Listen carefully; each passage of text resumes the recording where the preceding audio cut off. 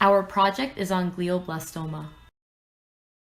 As for the demographics of glioblastomas, they are more common in men than women. They tend to occur in middle to later age, and they're more common in non-Hispanic white individuals. And for the symptoms, they include vomiting, seizures, headaches, and visual impairment. And some of the other symptoms are dependent on locations such as cognitive, motor, or speech difficulties.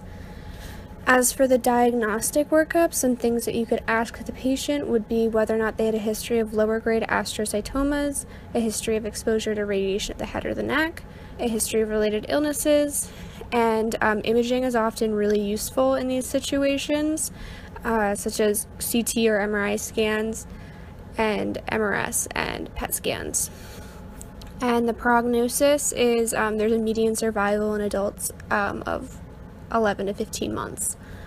And specific to Marsh's case, his patient was a middle-aged male, and his symptoms included weakness on the left side of the body, possible blindness in the left eye, and obvious impairment due to these symptoms of the right hemisphere.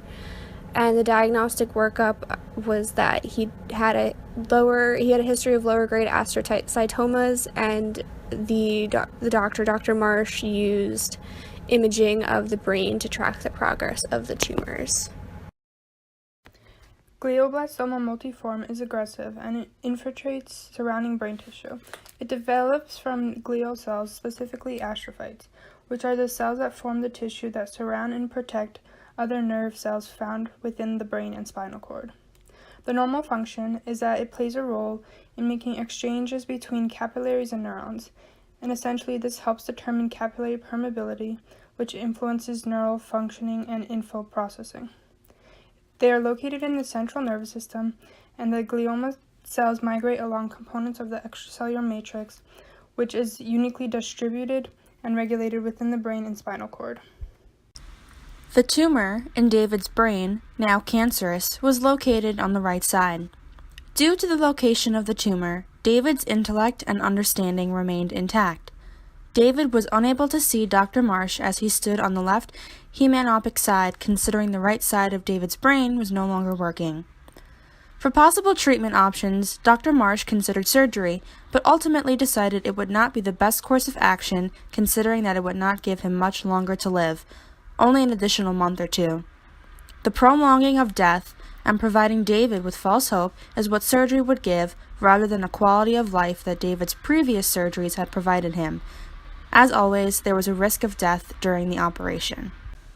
The patient outcome for David, although quite dark, is a reality that patients, their families, and medical professionals deal with quite frequently. The glioblastoma, located deep and now cancerous on the right side of David's brain, provided a fatal prognosis for the patient and his family. Dr. Marsh suggested surgery, but ultimately decided against it. David revealed to Dr. Marsh that he was expecting a terminal diagnosis, as he had all of his things in order for when he passed on. David's physician then informed Dr. Marsh that they were going to organize palliative care and find him a home. From this case, we learned a lot about the brain anatomy and physiology and how it is affected by glioblastoma.